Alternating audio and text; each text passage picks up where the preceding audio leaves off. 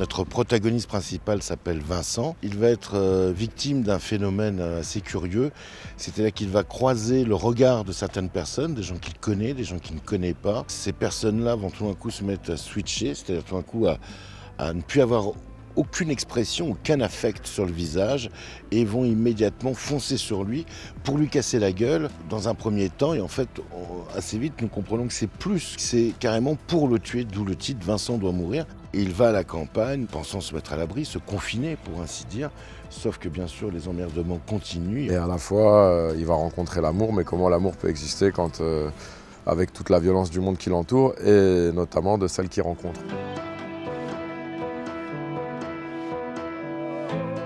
Aujourd'hui, à Saint-Michel-Chef-Chef se tourne une séquence capitale du film.